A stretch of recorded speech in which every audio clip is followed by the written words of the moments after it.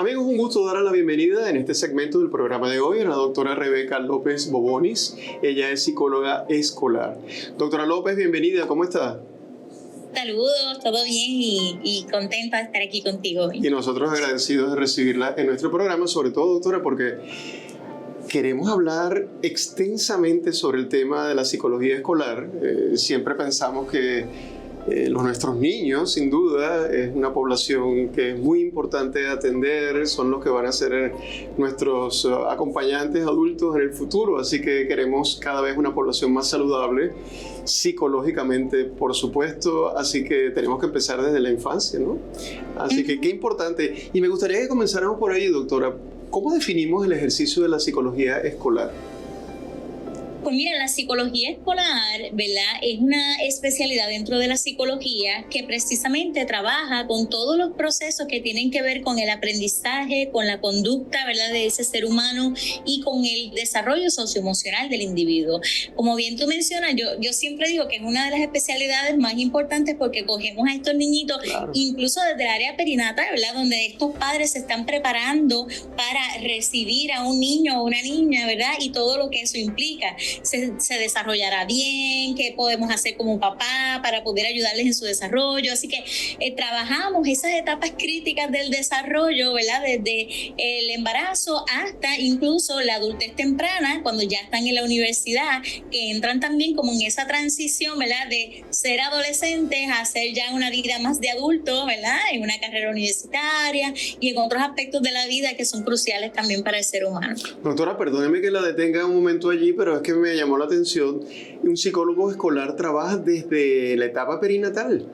Sí, así es. Nosotros tenemos, por ejemplo, yo he tenido madres en consulta que me dicen, mira, yo tengo 7 meses de embarazo, estoy asustada, no sabemos cómo vamos a llevar a cabo la maternidad, así que nosotros entramos en uno de los roles que es la consultoría, ¿verdad? El psicólogo escolar atiende muchos roles, pero uno de los roles es la consultoría, ¿verdad?, donde nosotros llevamos a esos padres de la mano a decir, ok, mira, estos son los hitos del desarrollo, esto es lo que se espera cuando el bebé tenga 1 mes, cuando tenga 3 meses, cuando tengan 6 meses, ¿verdad? Y lo vamos llevando a que vayan preparándose para esa etapa de la maternidad o paternidad, ¿verdad? Porque los padres también son importantes en este proceso, para ayudarles a cómo ellos identificar incluso señales tempranas que si mi hijo no hace esto cuando se espera, pues entonces cuáles son las herramientas que yo tengo, qué cosas puedo hacer.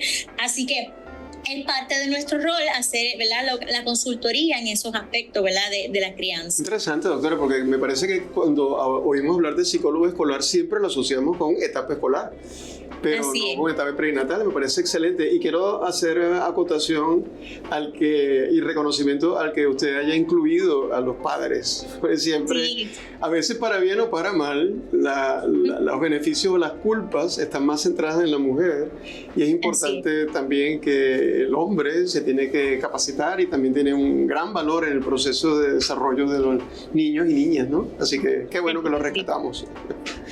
Ahora, doctora, sí, doctora, me gustaría entonces, vamos a movernos un poco, si le parece, al ambiente escolar. El niño está en la escuela, niño o niña está en la escuela.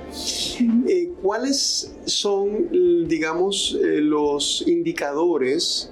Vamos a hablar de padres, pero también podríamos estar hablando con educadores, con maestros, maestras, que podrían ser un poquito de señal para pensar que ese niño o esa niña necesita ayuda psicológica.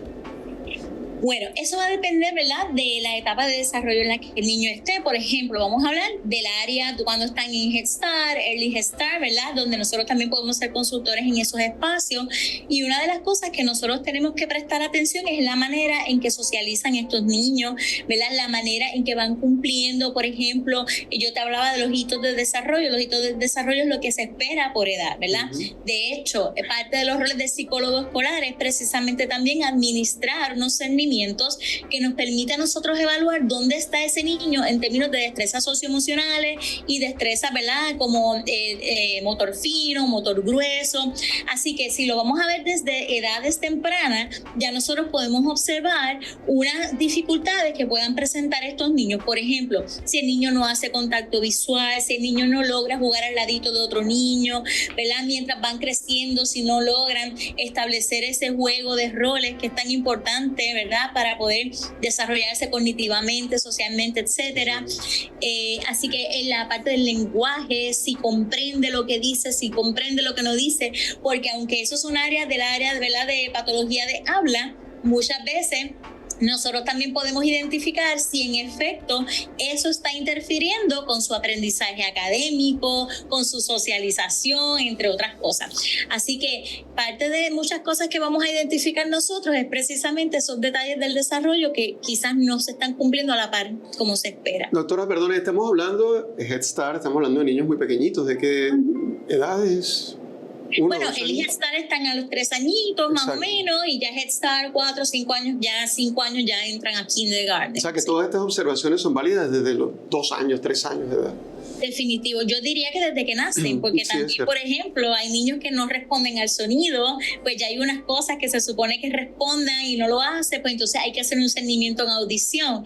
Y muchas veces nosotros en nuestro rol de consultor, ¿verdad? Y volviendo otra vez a ese rol que es tan importante, pues les podemos decir, ¿sabes qué? Evalúalo con un audiólogo, evalúalo con un neurólogo. Si el tono muscular es bajo, ¿verdad? En términos físicos, pues lo vamos canalizando con otros especialistas. Ya en el área escolar, ¿verdad? Podemos ver varias situaciones y dependiendo de la edad y la etapa de desarrollo. Por ejemplo, cuando nosotros tenemos niños que tienen muchas dificultades en el área de la lectura, de la escritura, uno de los roles de nosotros es la evaluación. Así que nosotros hacemos evaluaciones psicoeducativas, psicométricas, psicológicas, de desarrollo, ¿verdad? Hay personas que están especializadas en el área de neuropsicología que pueden también evaluar otros aspectos del área, ¿verdad? Neurológica. Así que partimos de la evaluación para determinar cuáles pueden ser esas necesidades académicas que va a requerir unas recomendaciones para la escuela, unas recomendaciones para los padres y poder trabajar en equipo, ¿verdad? Para poder llevar a ese niñito a que pueda desarrollarse. En el área emocional, nosotros lamentablemente, doctor Jiménez, estamos en una situación donde nosotros tenemos múltiples situaciones pasando en nuestra sociedad. Así que muchas veces vamos a tener niños bien deprimidos, niños que no pueden concentrarse porque tienen altos niveles de ansiedad, no pueden dormir bien, no pueden memorizar, no pueden atender, se les dificulta relacionarse con otros, a veces incluso esas relaciones interpersonales son agresivas o por el contrario me aíslo, no me integro a las actividades. Así que son señales que, ¿verdad? Poco a poco, la importancia de que nosotros estemos en la escuela es que poco a poco lo podemos identificar tanto los maestros en el salón de clase como nosotros como especialistas, ¿verdad? Que estamos en el escenario escolar y vemos a ese niño en su ambiente natural. Así que son observaciones emocionales que pueden interferir en lo académico, pero lo académico también puede interferir en lo emocional. Así que es parte de lo que ¿verdad? De los roles y el trabajo que hacemos en las escuelas. Claro, ya en jóvenes, pensando más hacia adolescencia, me imagino que se manifiesta más en conductas... Sí, en la adolescencia nosotros estamos teniendo muchos jóvenes, ¿verdad? Que están presentando muchos problemas a nivel emocional. Estamos hablando de trastornos de alimentación, estamos hablando de ideación suicida. Lamentablemente eso ha aumentado mucho.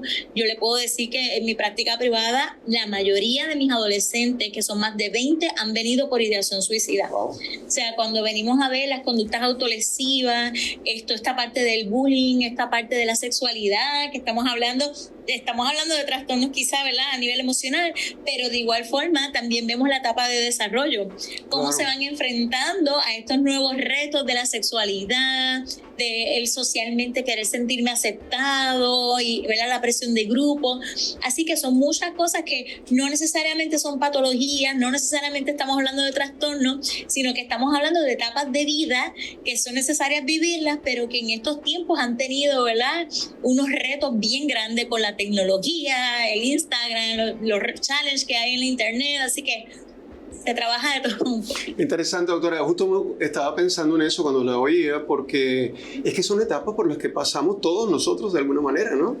Pero porque son etapas normales de desarrollo, y me gusta esa visión de que no necesariamente tenemos que hablar de patologías o trastornos. O sea, a veces me pregunto, y es una pregunta para usted, porque no necesariamente algunas conductas reflejen un trastorno real de salud mental, sino quizás una búsqueda incluso de poder adaptarse y ajustarse a esa nueva etapa de vida, que, bueno, como usted por ejemplo mencionaba, presiones de grupo.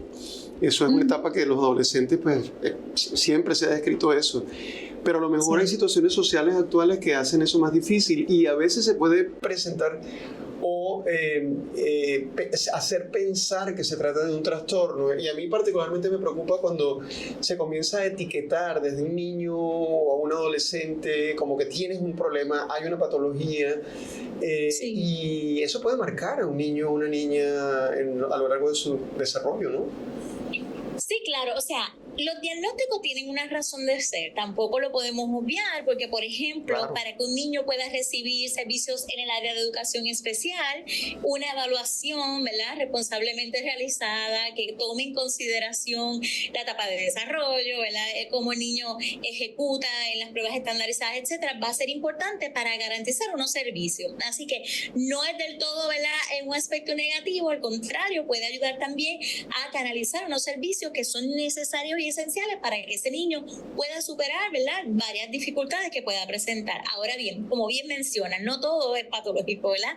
Hay muchas situaciones de vida, el divorcio, por ejemplo. Ahora mismo, una de las cosas que el enfoque se está dando mucho en el área de psicología escolar es lo que es crisis y trauma, ¿verdad? Ya el trauma, claro está, cuando es un PTSD, pues ya es un trastorno, pero a la misma vez el trauma, ¿por qué? Porque nosotros estamos viviendo situaciones bien difíciles como país, ¿verdad? Los terremotos, pandemia, todo lo que hemos vivido, y eso tiene un impacto que se observa mayormente y más marcado en el escenario escolar, que es donde ese niño, ¿verdad?, socializa y está mayor parte del tiempo. Así que ahí son circunstancias de vida que ameritan una atención especial para evitar que se pueda desarrollar trastornos más adelante, ¿verdad?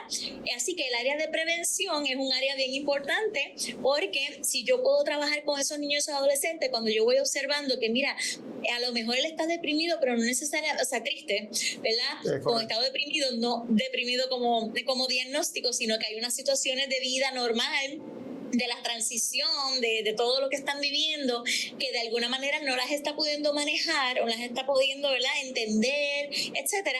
Pues ahí entramos nosotros para darle terapia psicológica, para trabajar con esas herramientas que él va a necesitar para enfrentarse a la vida, no importa la situación que no sea patológica, sino de modo de prevención. Mira, puede ser que tu estado de ánimo esté decayendo, pero vamos a trabajar con estas herramientas para evitar que se salga de control y podamos tener, ¿verdad?, otras repercusiones a nivel emocional más adelante.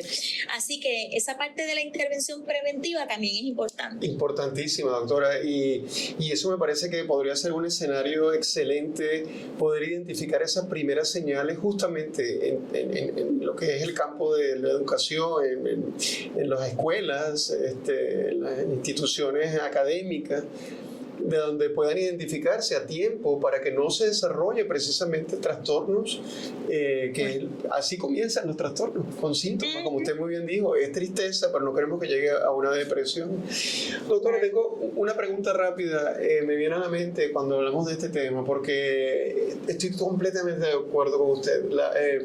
En las últimas semanas, encender unas noticias, prender el televisor, escuchar la radio o ver alguna red social y mirar, por ejemplo, casos de feminicidio, casos de violencia que terminan en homicidios incluso, o suicidios, como hablábamos anteriormente, son bastante frecuentes, lamentablemente son bastante frecuentes. Así que eso sin duda tiene un impacto a nivel no solamente en el niño, sino también en las familias y en los padres, los adultos. Y justamente en esa línea quería preguntarle, Si, en general, ¿cómo es la respuesta? ¿Cuánto reto puede haber en un momento dado para que los padres puedan aceptar que están habiendo o identificándose ciertos indicadores de que algo está pasando con su hijo o con su hija? Pues mira, para nosotros los especialistas es un reto bien grande porque muchas veces como adultos tendemos a minimizar las experiencias de nuestros adolescentes. Así que partiendo de negar que exista alguna razón por la que un adolescente se quiera suicidar, ¿verdad? Es una de las cosas que muchas veces me dicen, pero si él lo tiene todo, eso son changuerías. Y empiezan por minimizar precisamente esas señales que nuestros niños y jóvenes nos dicen. A veces me dicen, lo está diciendo para llamar la atención. Yo digo, pero es que aunque lo dijera para llamar la atención, hay algo que no está bien. Claro. ¿Por qué tiene que recurrir a decirlo para llamar tu atención? Hay algo que no está fluyendo, ¿verdad? Así que yo creo que el primer reto que nos enfrentamos es que muchas veces estos padres minimizan esas señales, ¿verdad? Entonces, cuando llegan al psicólogo dicen, no, pues para que hable con usted, pero para mí eso son changuerías. Ya vienen con esa visión de que no me vengas a decir que se quiere suicidar porque son changuerías. Así que cuando yo empiezo a indagar con estos jóvenes y empiezo a ver que en efecto es una posibilidad, porque esto va a sonar fuerte lo que voy a decir, pero nos guste o no, el suicidio siempre es una opción para alguien. Entonces, ¿por qué? Porque nosotros, no todo el mundo tiene las herramientas, no todo el mundo tiene las redes de apoyo, no todo el mundo sabe manejar las circunstancias de vida que enfrentan y lamentablemente para muchas personas es una opción. Entonces, ¿cómo yo hago para intervenir a tiempo con ese joven y con estos padres de decirle, oye, no podemos minimizarlo porque al final del camino, si él no cuenta con las herramientas necesarias ni el apoyo de ustedes, que son ese grupo social inmediato, ¿verdad? Que es la familia, puede llegar entonces, en vez de a un pensamiento, recurrir a una acción. Entonces, yo creo que eso es uno de los retos más importantes. Los padres tienen mucho miedo y es válido. A ningún padre le gusta imaginar que su hijo, ¿verdad?, vaya a pensar en el suicidio como una opción. Sin embargo, siempre mi invitación es a que cuando escuchemos esto, tenemos que tomar acción de inmediata. Así pensemos que es manipulación o no, changuería, tenemos que tomar acción inmediata. Y yo creo que ahí es donde entra, ¿verdad?, el rol de nosotros como psicólogos, de ser empáticos con esta familia, de decirle, mira, es cuestión de ayudarlo, de entenderlo, de escucharlo, de ver qué es lo que lo está motivando, ¿verdad?, a sentirse de esa forma, para pensar en esto como una opción y qué cosas tenemos que actuar, ¿verdad? Y a veces pues los protocolos tampoco nos gustan, porque si de momento yo digo, pues mira, necesitamos que lo lleves a evaluar con un psiquiatra, pues ya es como que no, mi hijo no puede estar en un psiquiatra, ¿verdad? O no, un hospital psiquiátrico para estabilizar. Entonces, eso también es otro reto, ¿verdad? Que muchas veces muestran resistencia en ese aspecto. Es una experiencia muy dolorosa para la familia y para los padres, y a veces es interpretado casi como un fracaso. Y es preferible entonces no abordarlo y quizás, por utilizar un término, negarlo, y eso puede traer consecuencias terribles. Mucho más doloroso el ver a un niño, un joven, un adolescente intentando quitarse la vida a enfrentar la amenaza inicialmente. Me parece interesante, muy válido el comentario que usted hace. No importa que sea manipulación o no, no importa que sea una llamada de atención. Pues hay casos que tratando de llamar la atención, pues se le fue la mano al adolescente y es una vida que perdemos, así que eso no es. Ahora, doctora, nos quedan 2 minutos solamente, pero podemos hacer muy brevemente, una vez que el psicólogo escolar ha identificado alguna situación que sea como un indicador de una mayor evaluación o de necesidad de evaluación de esta joven o este joven, ¿y cuál es el paso siguiente? ¿Qué es lo que esperarían unos padres, por ejemplo? ¿Qué haría un psicólogo clínico después de que esto ocurre? Ok, para nosotros poder, ¿verdad?, tomar acción, lo primero que hacemos como psicólogos escolares es reunir toda la información necesaria con los maestros a través de la observación diaria en el salón de clase y reunimos a los padres, ¿verdad? Les explicamos qué estrategia ha utilizado la escuela que no ha funcionado, cuáles son esas dificultades que estamos observando, y el próximo paso es referido a un proceso de evaluación. Depende de la circunstancia, puede ser una evaluación psicológica, socioemocional, puede ser una evaluación neurológica, puede ser ser una evaluación ocupacional de habla, ¿verdad? Cualquier tipo de evaluación que amerite esto llevarse a cabo para poder trabajar con esas dificultades, y una vez tengamos los resultados de esas evaluaciones es trabajar en equipo, ¿verdad? Promover que la escuela mantenga integrada a los padres y a la familia, ¿verdad? Al escenario escolar en esa comunicación diaria o frecuente, ¿verdad? Para poder trabajar en equipo y que los padres se sientan bienvenidos en la escuela cuando necesiten ese apoyo de las clases. Así que seguir las recomendaciones va a ser bien importante para poder subsanar cualquier situación que estemos presentando o observando, y poder entonces, ¿verdad?, la familia, la escuela y junto con los especialistas trabajar mano a mano para este proceso. Así que el primer paso siempre va a ser la evaluación, ¿verdad? Casi siempre. Doctora, casi ya se nos fue el tiempo, pero casi una respuesta de sí o no, y no la quiero comprometer, pero ¿considera que en las escuelas de Puerto Rico, o por lo menos la mayoría de las escuelas de Puerto Rico, tienen psicólogos escolares? La mayoría sí en este momento, porque ya hay unas plazas específicas para los psicólogos escolares ahora mismo. Muy bien, eso está muy bien. Así queremos que sea. Doctora Rebeca López Boboni, psicóloga clínica con práctica forense, que no lo mencioné al principio. Escolar, perdóneme, psicóloga escolar con práctica forense. Gracias por haber estado con nosotros y será hasta una próxima ocasión. Claro que sí, gracias.